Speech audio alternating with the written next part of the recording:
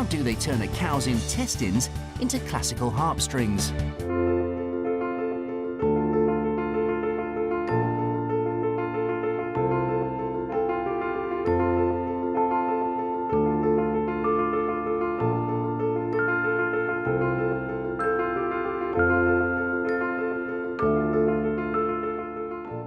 For thousands of years, some of the finest sounding strings have been made using the small intestines of large animals. The piece we are looking to process is the serosa, which is the outer layer. At the abattoir, they will strip the serosa from the intestine to leave this.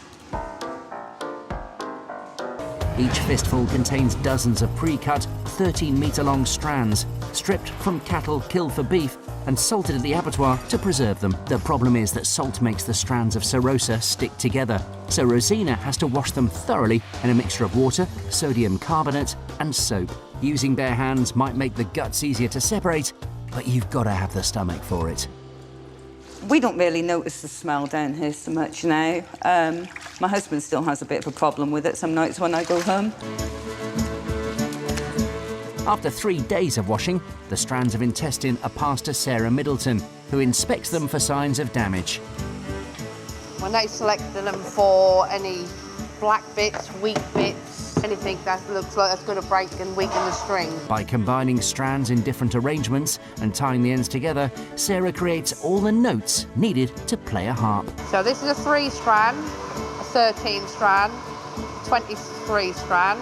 Now that's a first octave, a third octave, and a fourth octave. The next challenge is to combine the separate strands into one strong string. So they're placed on this metal table. 10 bunches at a time are strung along the length of it and attached to hooks at both ends.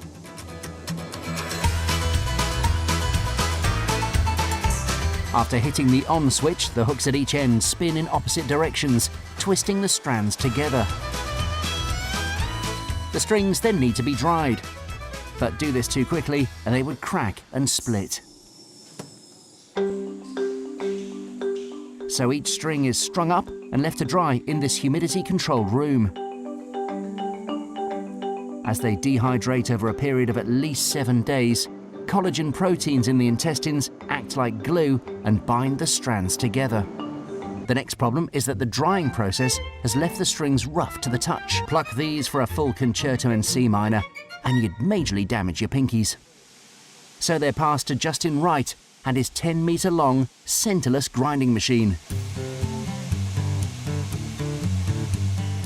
After feeding a string into one end, this compressor forces air around it. This makes the string rotate as it's passed through 2 abrasive wheels which grind away any rough bumps. After 2 passes through the machine, the string is smooth to the touch and the same thickness along its entire length to within 0.15 of a millimetre.